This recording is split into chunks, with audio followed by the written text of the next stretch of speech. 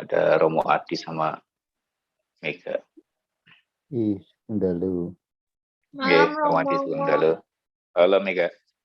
Sendiri apa sama Henry? Sendiri Romo. Sendiri? Oh, Henry lagi Ini ini. wah nggak mau ikut.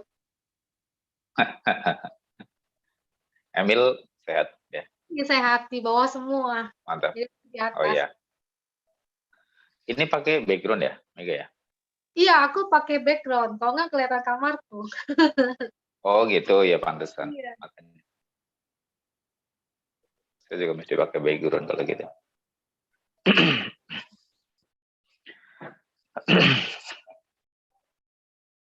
Oke, berarti buat Romo Adi sama Mega saja malam ini.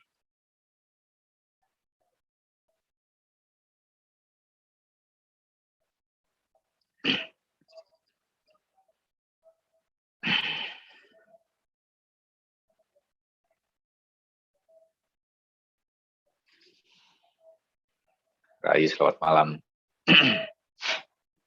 Sebetulnya kalau pas lagi pembukaan kelas meditasi saya gini tuh ngapain sih? Kemarin ada yang tanya, saya ngapain, terus baca doa apa, terus yang dilakukan dalam batin itu apa gitu kan? Saya jawab ya itu hanya satu tradisi yang sudah menjadi kebiasaan saya saja. Jadi kalau dalam tradisi yang saya ikuti ya meletakkan tangan di atas kepala gini ya memuja alam semesta, memuja hyang gitu ya.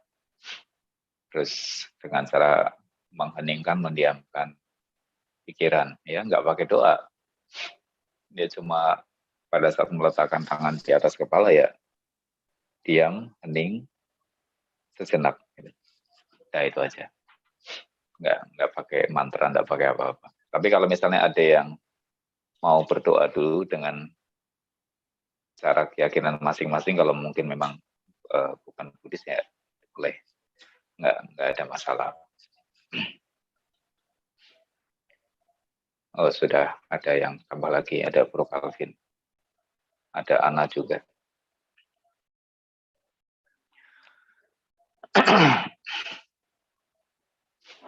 Materi kita memang sudah mulai agak kejauhan karena kita sudah mulai membahas mengenai sunya. Ya.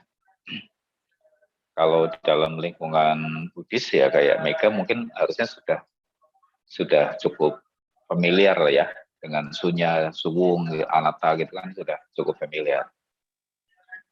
Cuma tapi nggak ngerti.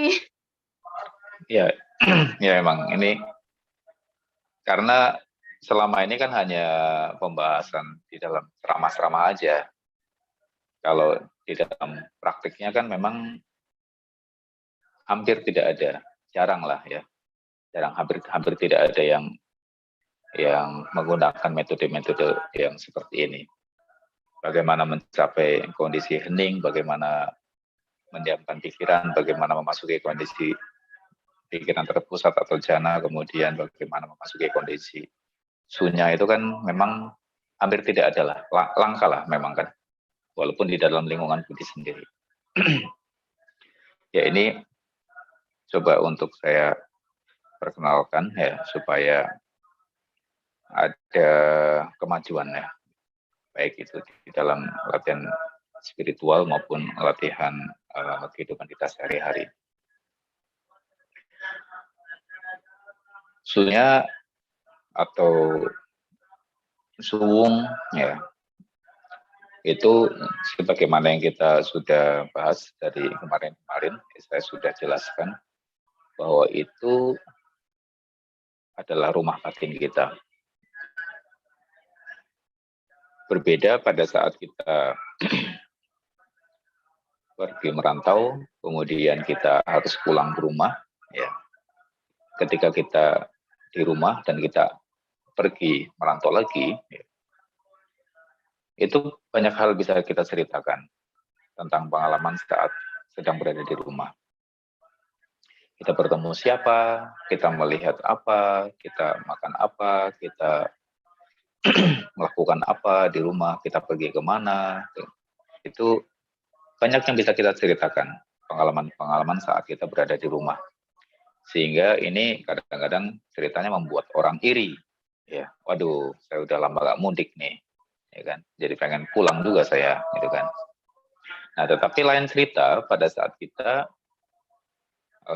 membahas mengenai sunya atau suwung, atau ketika kita membahas mengenai rumah batin kita.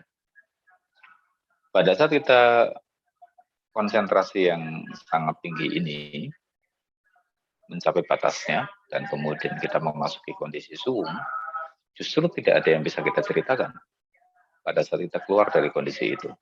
Karena memang tidak ada pengalaman apapun. Tidak ada yang bisa diceritakan, tidak ada yang bisa digambarkan, tidak ada yang bisa diangankan. Ya. Karena memang tidak ada pengalaman. Tidak ada pengalaman apapun.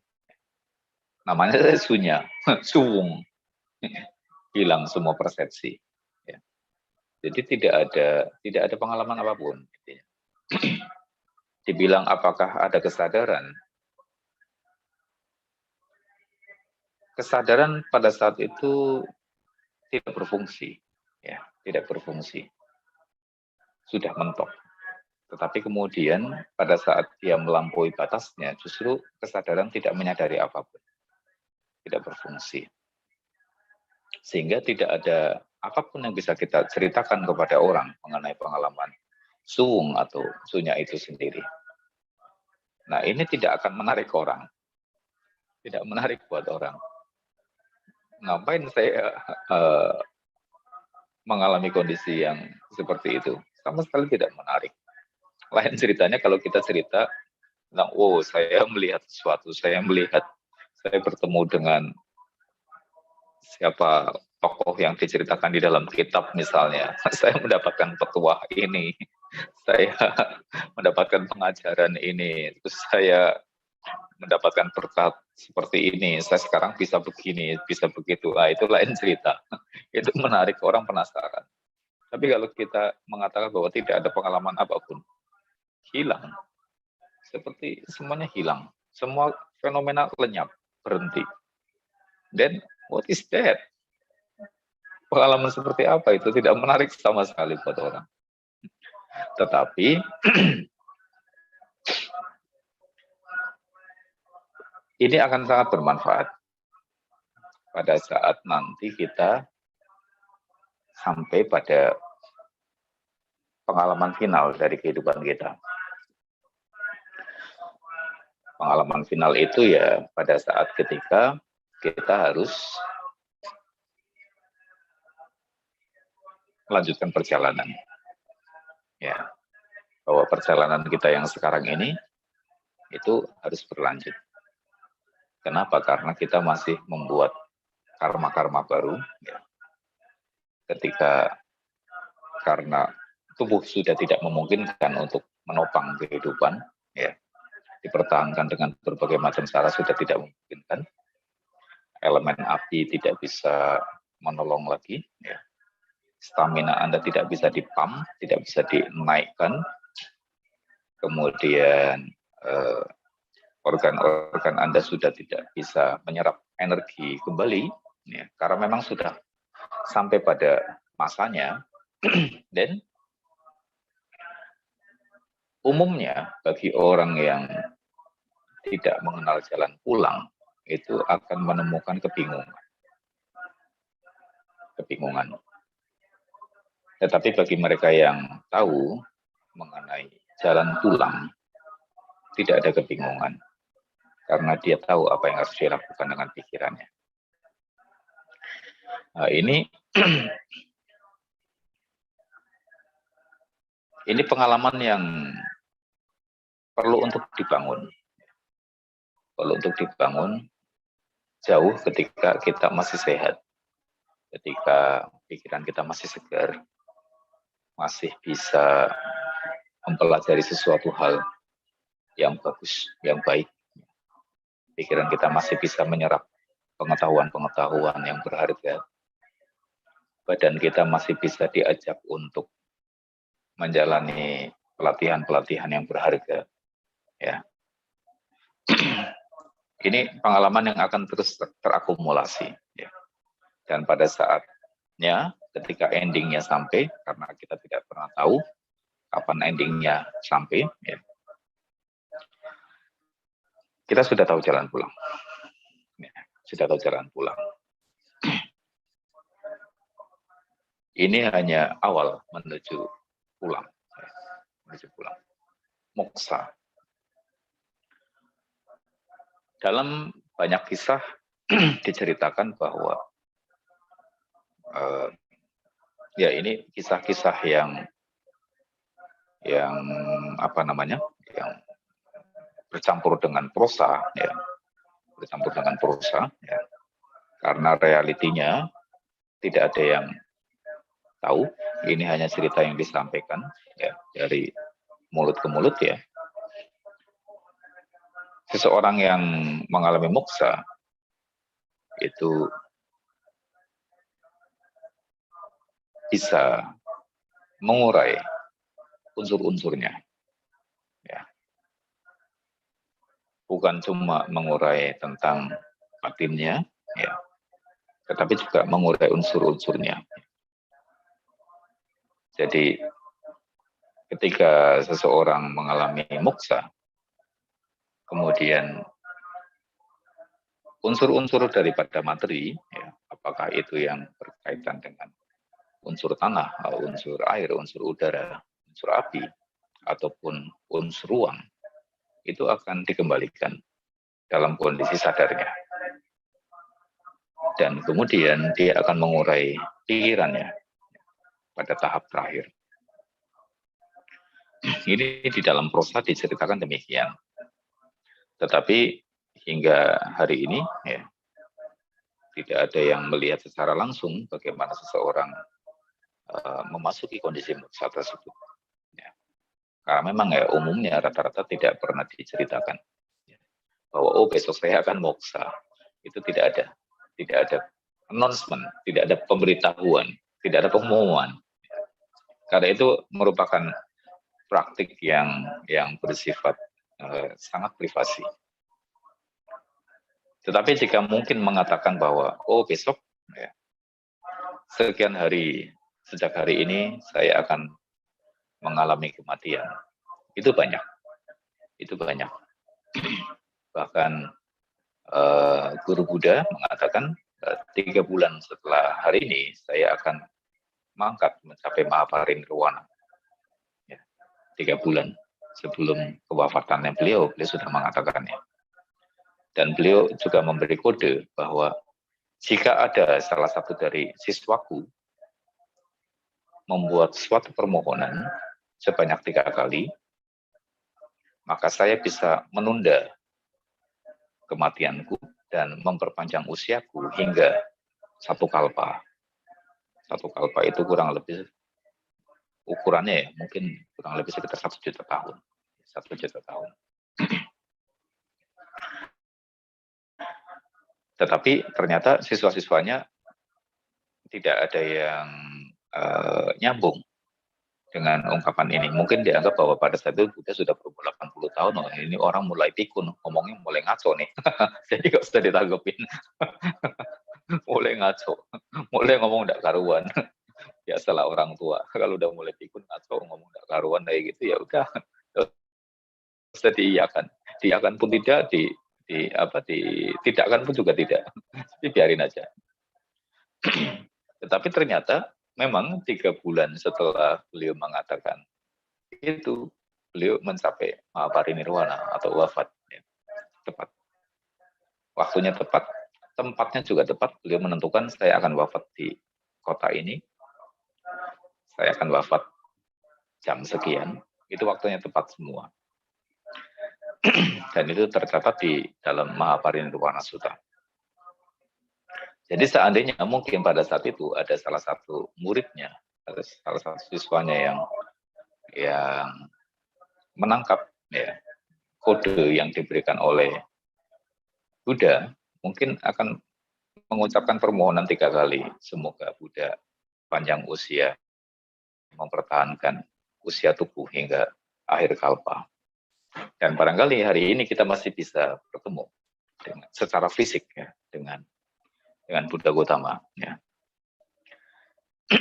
Nah, oke. Kembali lagi bahwa pengalaman-pengalaman mengenai moksa, mengenai pengetahuan moksa ini dibangun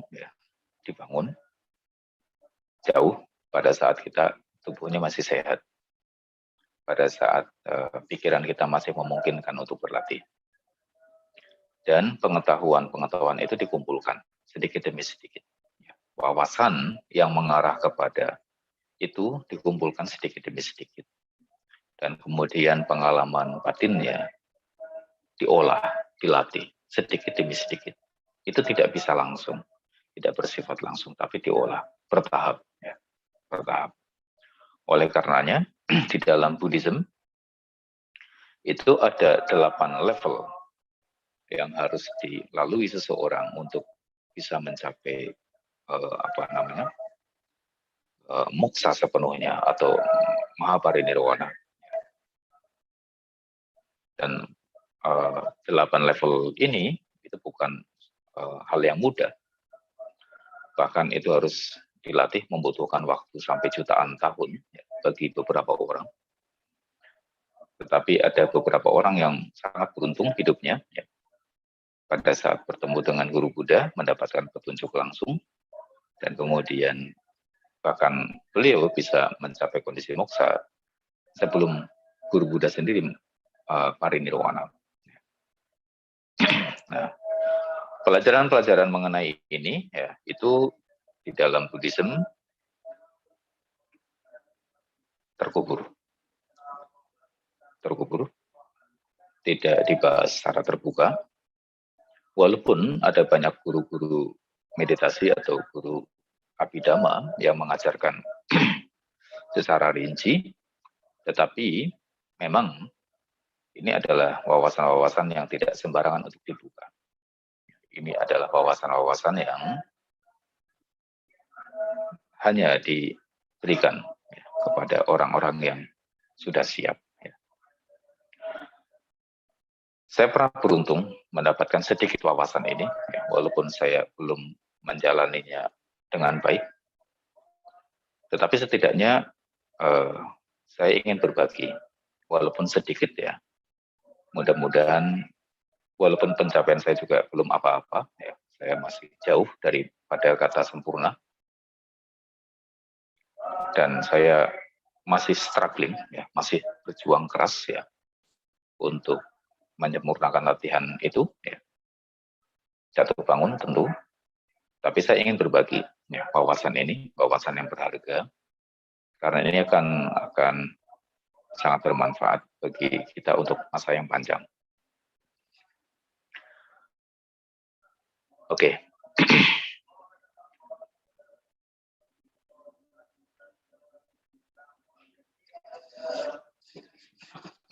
Ini hari Jumat.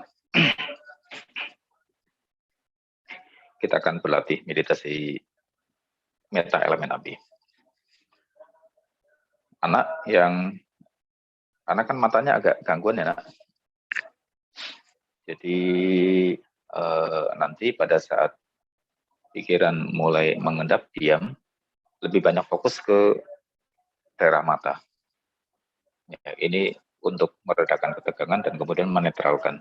Jadi kalau misalnya kondisi minusnya sekarang sangat dalam, ditambah lagi dengan silinder, ya, maka sebagaimana tubuh yang lain, ya, sebagaimana ketika misalnya kita membuka mata cukup lama, kemudian mata panas, kemudian mata akan melembabkan dirinya sendiri, dan kemudian kita bisa bertahan untuk tidak berkedip untuk waktu yang lebih lama. Ya.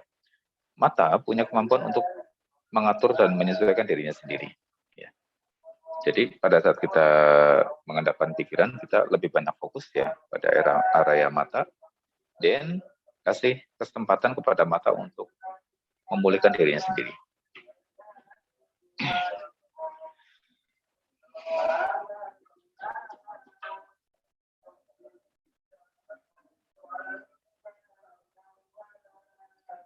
tangan disilakan seperti ini.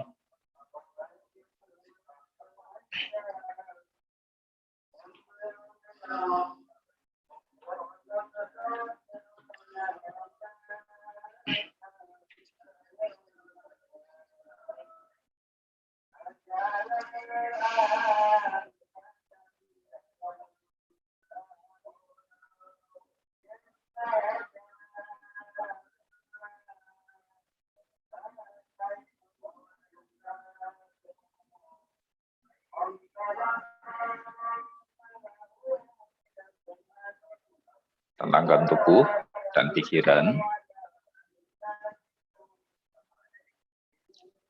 Terima semua objek dari keenam pintu indera secara seimbang.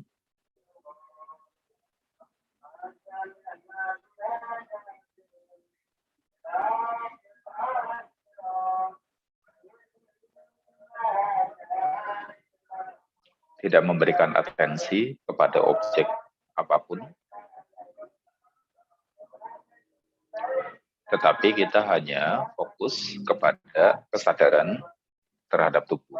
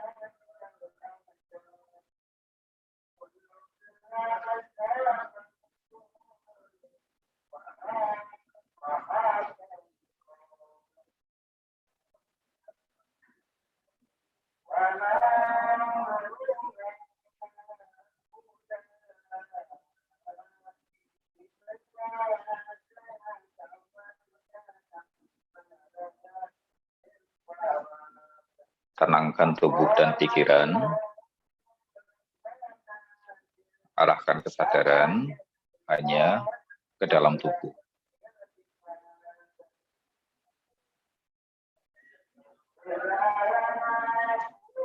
Diamkan pikiran tanpa kata-kata.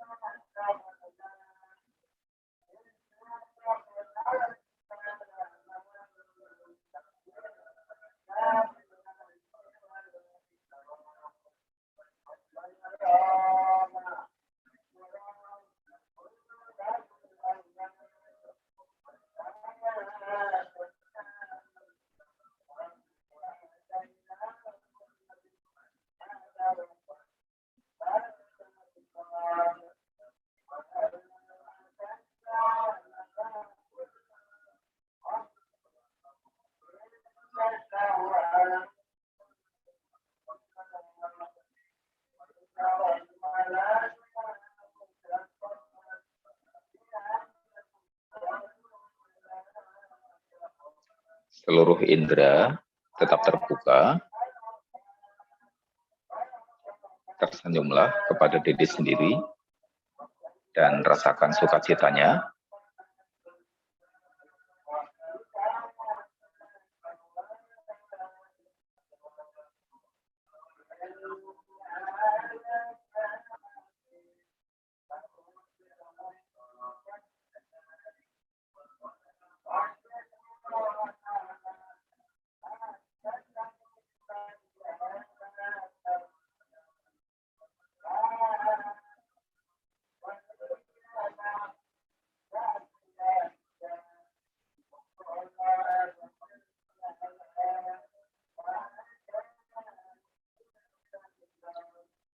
Sekarang lepaskan ketegangan di seluruh area kepala, mulai dari kulit kepala, wajah, kening, alis, kelopak mata, bola mata, daun telinga, semua organ yang berada di dalam rongga kepala juga dirasakan penuh kesadaran.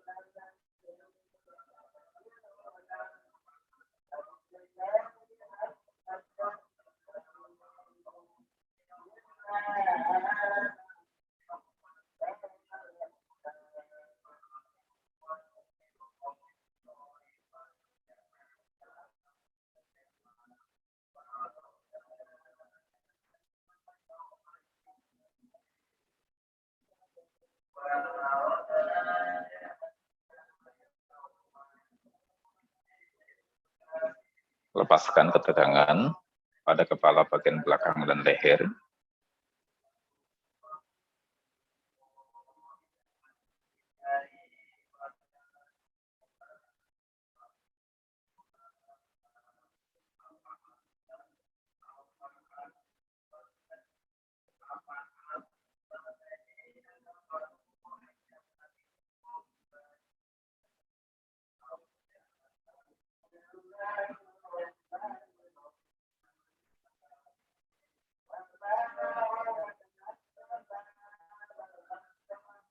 Lepaskan ketegangan pada pundak dan kedua tangan.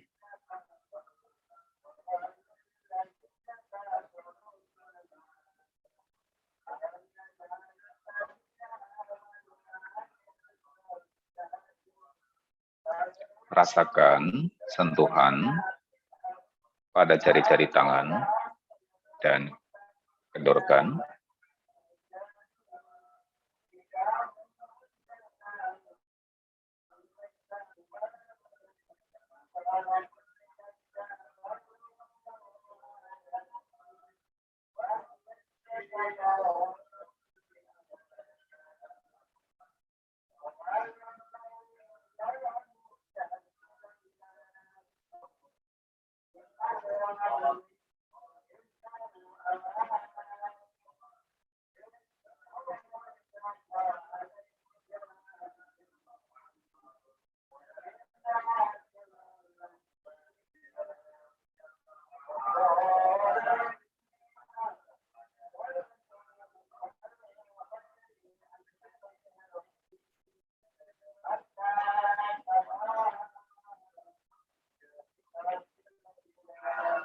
Kemudian tegakkan badannya, rasakan tulang punggungnya.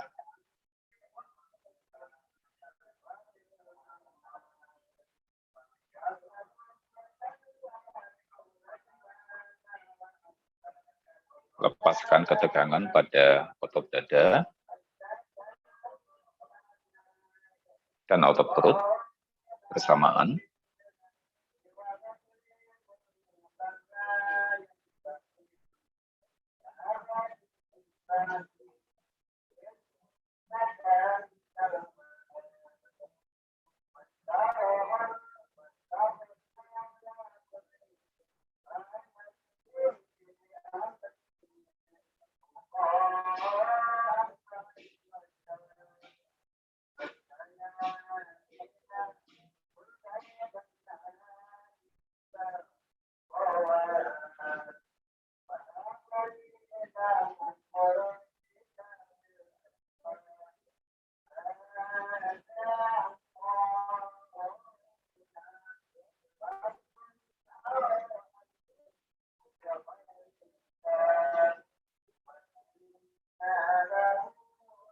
Kemudian lepaskan ketegangan pada pinggul dan kaki.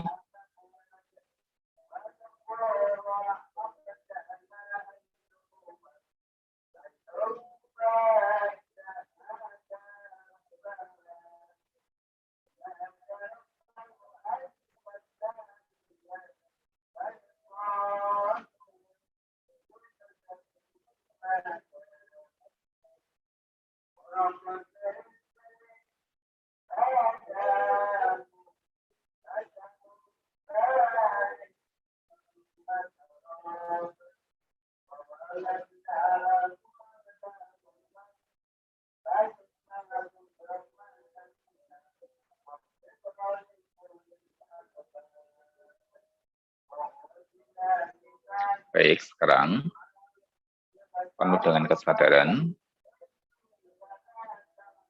dengan indera tetap terbuka sepenuhnya, diamkan pikiran pada kesadaran terhadap tubuh. Rasakan seluruh tubuh beserta seluruh titik sentuhnya bersamaan.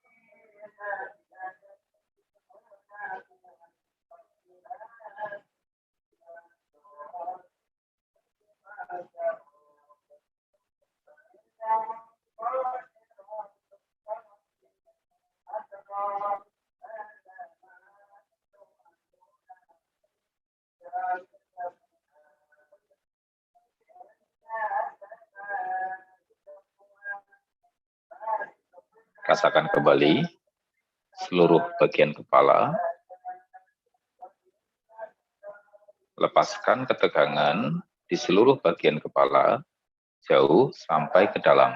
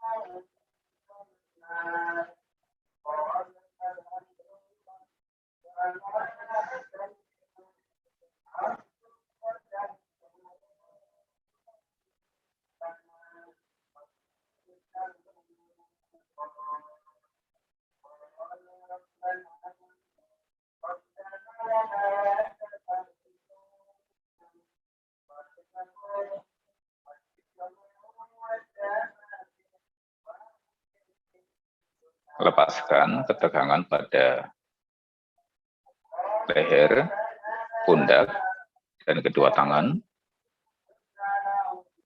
Rasakan sentuhan pada jari-jari.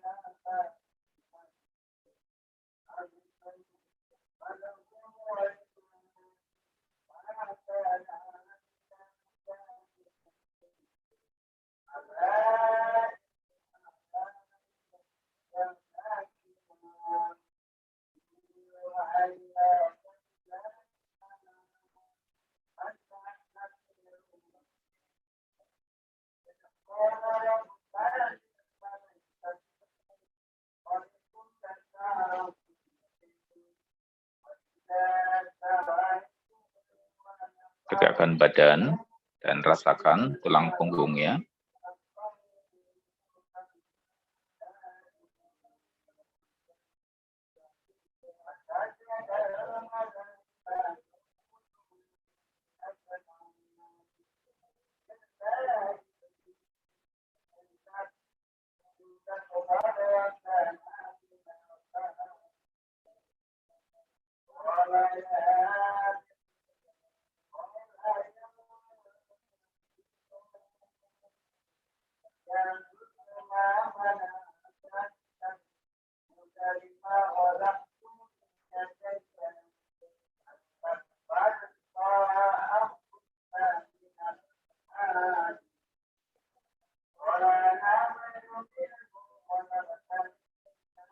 Kemudian lepaskan ketegangan pada otot dada dan perut bersamaan.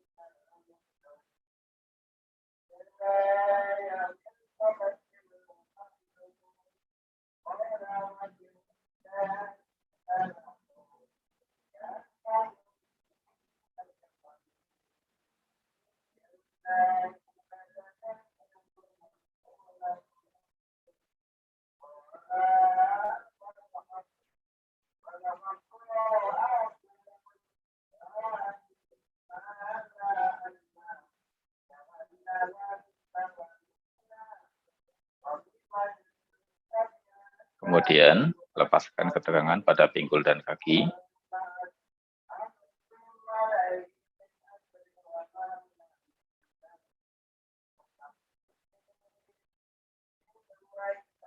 Sekarang kita akan mencoba untuk memejamkan mata. Pejamkan matanya perlahan. Rasakan sentuhan di antara kedua kelopak mata.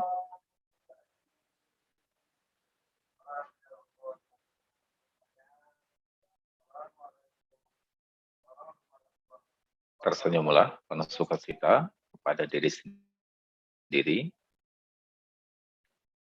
Pastikan dengan penuh kesadaran setiap bagian organ manapun di tubuh kita, jauh sampai ke dalam, semuanya beristirahat dengan baik.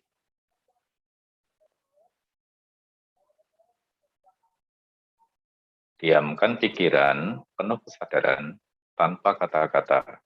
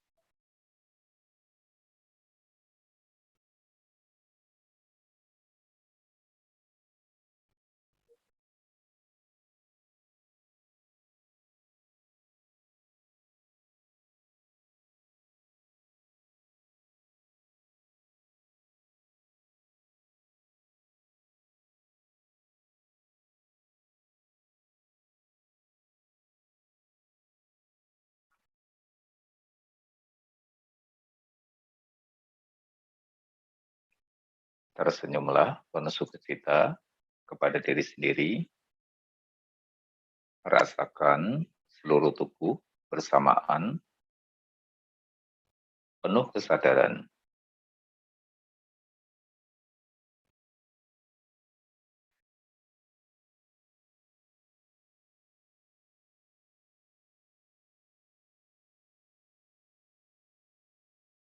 Lepaskan seluruh ketegangan jauh sampai ke dalam.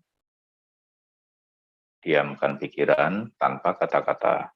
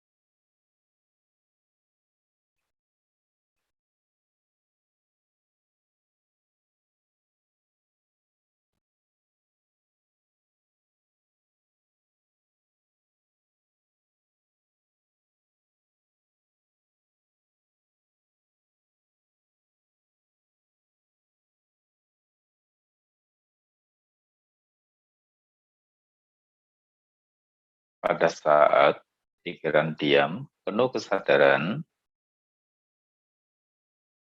mengamati seluruh tubuh bersamaan, perhatikan suhu tubuh meningkat bertahap. Tidak meningkat secara drastis, tetapi bertahap. Panasnya naik bertahap. Sadari juga panasnya.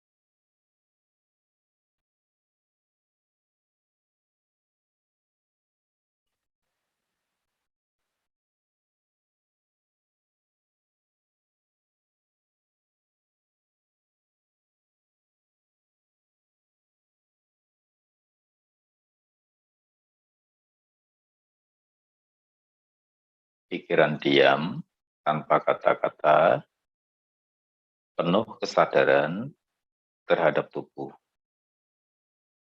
Memastikan setiap bagian dari tubuh, jauh sampai ke dalam, semuanya beristirahat dengan baik.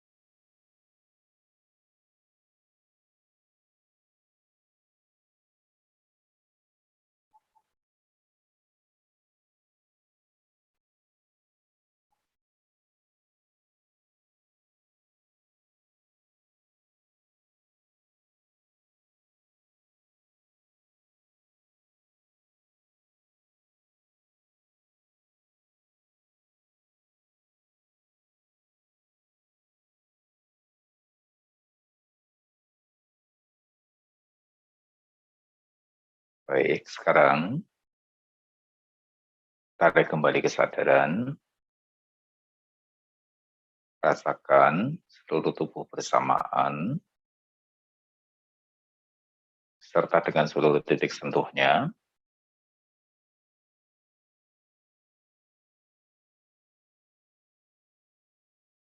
Lepaskan semua ketegangan yang tersisa pada tubuh dan pikiran.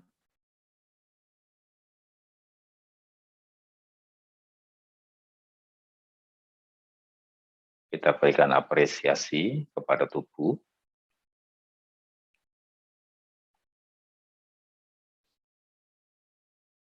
Terima kasih tubuh, karena engkau telah menemaniku hidup berpuluh tahun ini.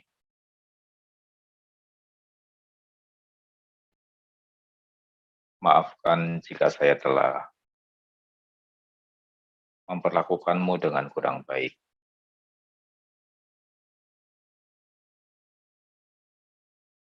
Semoga engkau sehat dan panjang usia.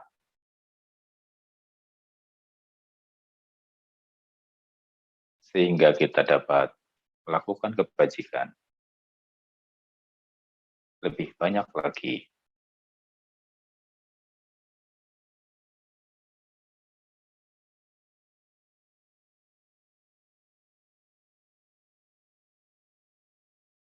Tersenyumlah penuh sukacita pada diri sendiri.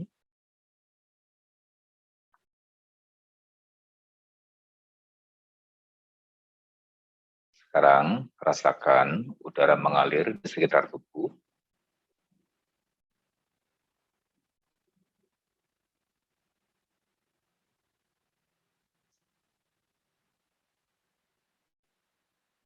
Dengarkan suara di sekeliling kita dengan jelas.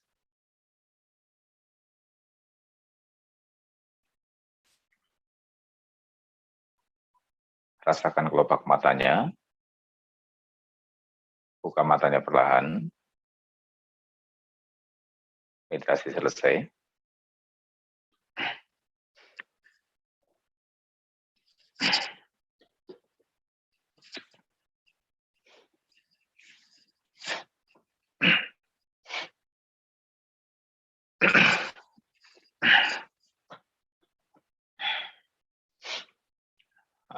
Bapak, Ibu, dan teman-teman,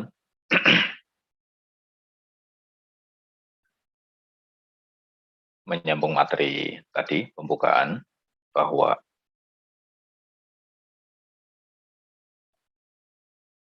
menyelam ke dalam kesadaran, ya, lebih dalam, mengendap lebih dalam, dan kemudian mendiamkan pikiran. Di saat yang bersamaan, kita memastikan seluruh tubuh dan pikiran terbebas dari berbagai macam ketegangan, ya, terutama pada mental. Tidak ada force, tidak ada pemaksaan pada pikiran untuk menjaga kesadaran tetap tinggi, tetapi dia secara otomatis kesadarannya tinggi. Ini butuh latihan, ya, tidak langsung. Pada saat kita masih ada force, masih ada pemaksaan supaya kesadaran tinggi, itu biasanya diiringi dengan adanya ketegangan pada otot tertentu pada tubuh. Misalnya pada kening, ya, pada kulit-kulit kepala, pada kelopak mata, pada sentuhan jari-jari tangan, biasanya lebih keras, ya, atau pada otot-otot kaki. Ya. Biasanya seperti itu. Tapi ketika sudah tidak ada lagi force, ketika sudah tidak ada paksaan, ya, mengalir begitu saja, kesadaran tinggi, tetapi dia mengalir tanpa ketegangan. Tubuh juga rileks, ya. Dan pada puncak daripada kesadaran itu dengan sendirinya. Ya. Setelah pikiran diam dengan sendirinya, semua fenomena akan berhenti.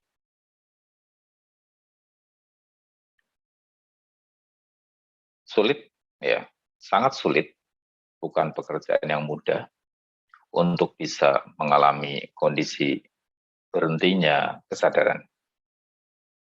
Bukan pekerjaan yang mudah, sangat sulit sekali. Ya.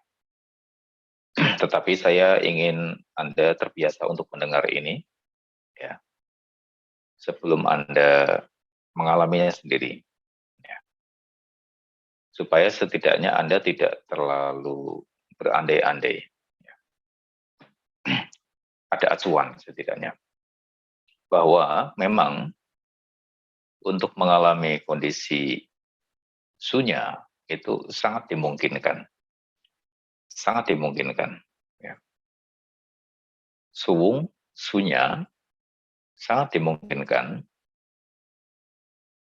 untuk dialami pada saat kita masih hidup, ya, bukan mati. Kalau orang mati ya apa boleh buat karena memang organ otaknya sudah tidak berfungsi, ya. Sudah tidak ada aliran listriknya, tidak ada pergerakannya, kemudian mulai membusuk, ya, mulai rusak. Maka kesadarannya berhenti melanjutkan perjalanan, itu normal. Tetapi pada saat ketika kondisi tubuh kita masih dalam kondisi yang baik, ya, kesadaran kita juga bagus, dan kemudian kesadaran memasuki kondisi berhenti, di puncak kesadarannya, bukan pada saat kesadarannya menurun, ya, jadi orang sakit, melemah kesadarannya, koma, lebih lemah lagi, mati, ya, kemudian rusak organ-organnya, kesadarannya hilang. Ya. Berhenti memang, tetapi hilang. Itu beda kondisinya. Ketika kita berlatih, kesadaran dinaikkan bertahap, ya. Kemudian kesadaran mengendap, ya. Dan kemudian berhenti pada saat ketika semua organ sedang dalam kondisi puncak terbaiknya. Dan ketika kondisi kesadaran dalam kondisi puncak terbaiknya, kesadaran diam, hening, ya. Tidak mengenali tanda apapun. Ketika kesadaran masih mengenali tanda apapun, cahaya, suara, bentukan-bentukan, dan lain sebagainya, itu berarti bukan suwung. Ya, itu bukan sunya. Dikatakan bahwa ketika Anda, meskipun Anda belum memasuki kondisi suwung atau sunya, tetapi setidaknya Anda memahami konsepnya dan Anda tahu metode untuk bisa mengarah kepada latihan menuju kondisi itu, ya. Maka seperti Anda melihat gerbang keabadian dari suatu jarak.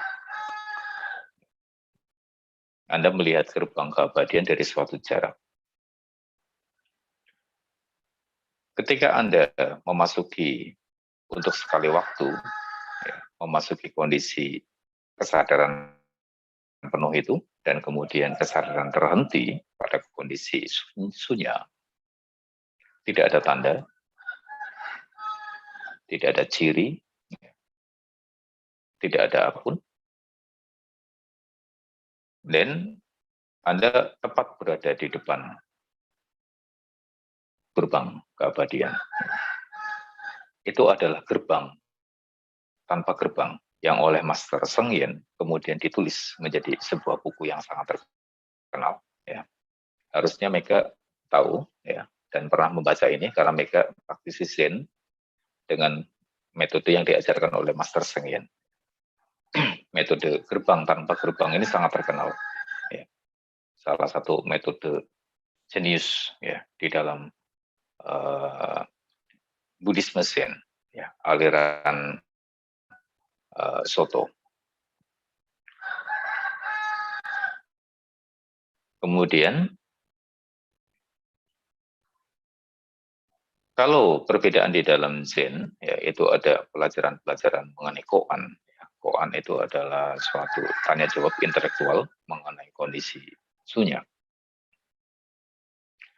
Jika kita masih menemukan suatu tanda maka itu bukan sunya. Ketika kita masih mengenali sesuatu, maka itu bukan sunya. Oleh karenanya, dalam pengujian guru kepada siswanya, dalam praktik Zen itu, ya, misalnya mengenali apa ini. Seorang praktisi yang belum pernah mengalami sunya, ketika disodorkan dengan pertanyaan apa ini, dia akan menjawab. Ya. Seorang praktisi yang tidak memahami konsepnya, dia juga tidak menjawab. Tetapi tidak menjawabnya itu karena tidak tahu. Tapi seorang praktisi yang pernah mengalami kondisi sunya, ketika ditanya, apa ini? Dia diam. Tapi dia tahu. Kenapa? Karena tidak ada penjelasan. Bahasa, ungkapan, proses, fenomena itu tanpa nama. Ya. Tidak dikenali dengan kode apapun. Ya.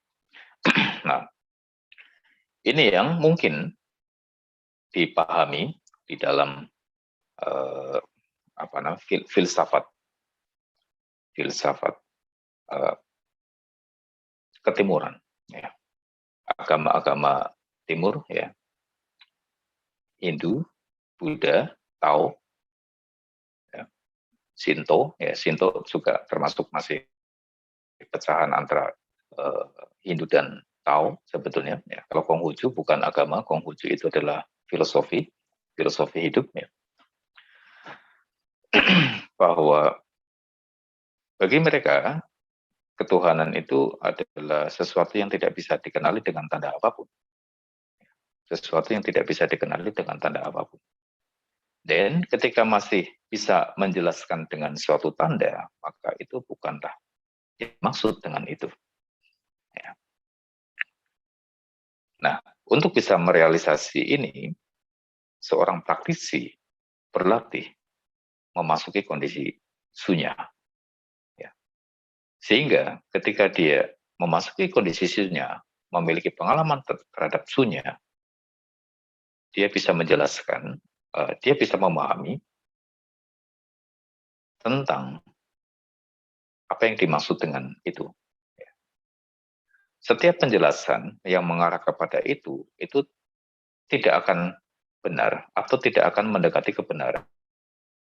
Tetapi setidaknya ketika jari menuju ke bulan, ada suatu arah di mana mata harus memandang. Di mana mata harus memandang. Jari di penjelasan tentang bulan, tetapi jari menjelaskan kemana arah mata harus memandang. Kira-kira demikian. Nah, ini mungkin juga Romo Adi nanti minta tolong disampaikan kepada teman-teman penghayat kepercayaan, baik itu di Maneges maupun yang lainnya, ya, ketika nanti berkumpul dengan mereka, ya, pada saat kita harus menjelaskan tentang pengetahuan yang halus seperti ini, ya. Nah, cara kita memahami pengetahuan yang halus seperti ini, latihannya seperti demikian, Romo Adi. Tentu latihan ini bisa disesuaikan, ya, tidak harus menggunakan bahasa Buddhistik karena itu memang tidak penting dan tidak esensial. Yang penting adalah pada latihannya itu kira-kira demikian. Suwung, ya, sunya, Bro Andre, ya kira-kira demikian. Pada saat Anda harus mempelajari konsep suwung, sebagaimana yang diajarkan oleh Ki Ajar, ya. Ya. Jadi caranya demikian, Bro Andre. Ya. Sehingga ini menjadi suatu gerakan spiritual, bukan suatu gerakan keagamaan. Ya. Ini adalah praktik, ya, dan latihan pencapaian spiritual. Dan ini bertahap, ya. Bukan pada saat ketika kita sudah cukup sepuh dengan pengalaman hidup yang cukup matang. Bahkan ketika masih muda, ya, dalam usia saya, usia Bro Andre, usia Widya, usia Mega, ya masih muda-muda, ya beruntung ketika kita mendapatkan wawasan dan pelatihan seperti ini.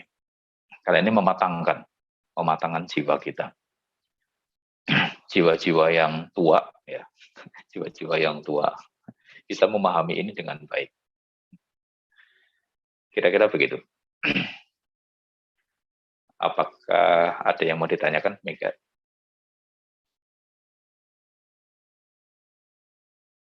Enggak, Romo, sementara mencerna dulu.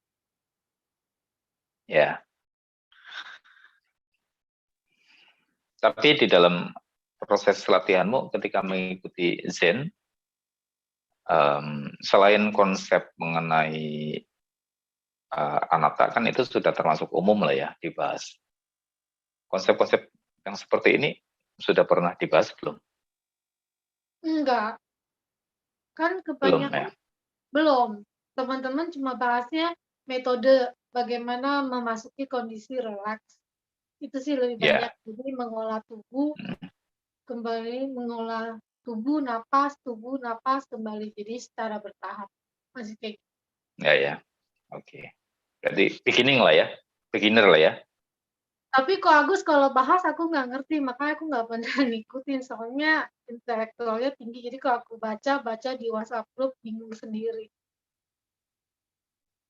Kadang-kadang kalau terlalu rumit itu juga tidak benar. Iya. Kalau guru yang skillful harusnya dia bisa membuat sesuatu yang rumit menjadi sederhana. Karena menjadi rumit menunjukkan kerumitan, menunjukkan suatu kecerdasan, ya, itu juga halangan. Ya, harusnya dibikin sesimpel mungkin. Pengetahuan itu harus dibuat sesimpel mungkin sehingga orang bisa memahami dengan mudah, mempraktikkan dan mendapatkan manfaat dengan baik. Harusnya begitu. Terima kasih Bapak Ibu. Sehat selalu, panjang usia, harapan baiknya tercapai. Terima kasih Romo. Ya, terima kasih Romo. Terima kasih semuanya. Terima kasih Romo, Namo Buddhaya. Terima kasih Namo Buddhaya Pak Ali. Terima kasih, Romo. Romo Adi, sehat selalu. Matur nuwun. Matur nuwun.